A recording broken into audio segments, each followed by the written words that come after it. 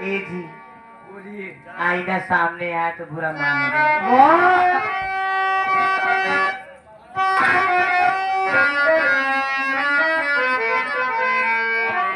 आईना सामने आया तो बुरा मानेगा। आज बेवफा कहे के भुलाया, बेवफा कहे के भुलाया तो बुरा मानेगा।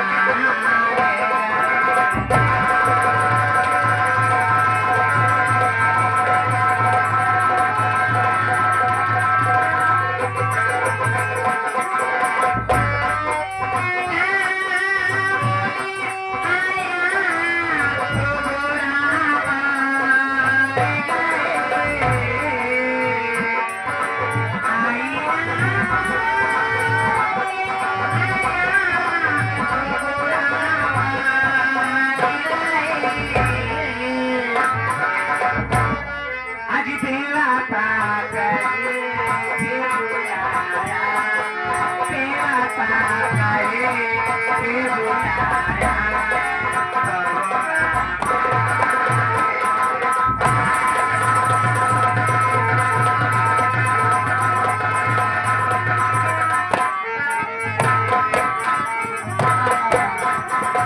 सिपाहिया बोले ठीक होए ना हो बात दूरी दूरी भागत है काना बा अरे तैया टूट गए ए राजा टूट गए कमर तारा तैया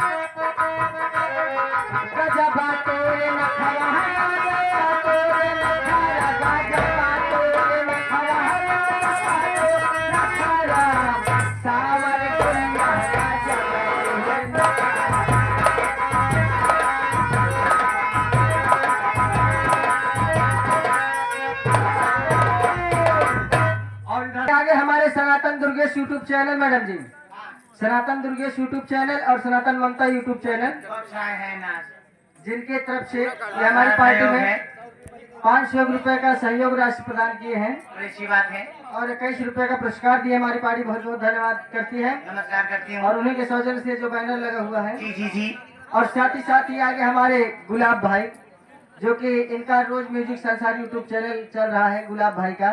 हाँ इनके भी चैनल पर बहुत बढ़िया नौटंकी यूट्यूब चैनल पर चल रही है। सभी नौटंकियों को वीडियो मिलेगा। 51 रुपए का पुरस्कार हमारी पार्टी बहुत बहुत धन्यवाद करते हैं। और साथ ही आगे हमारे प्रेमादनी मानी श्री साहब हमारे बुआ जी के लड़के ना तो तेरा दुनिया होना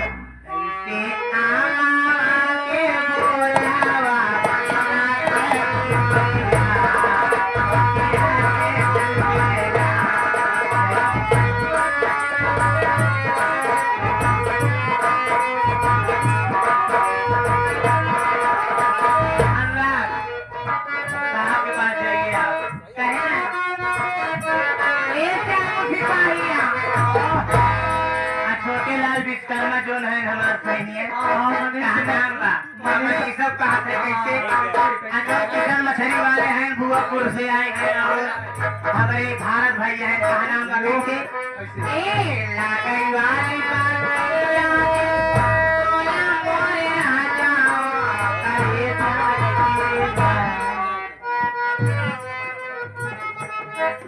ए लागई वाली बात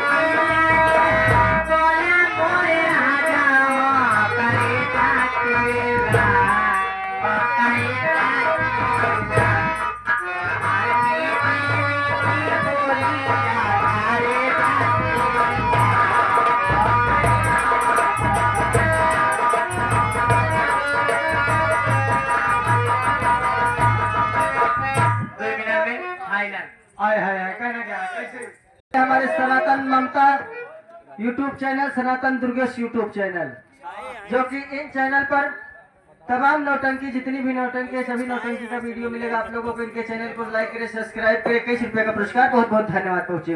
कहना क्या है मैडम जी, समय समाप्त। चला हुआ चली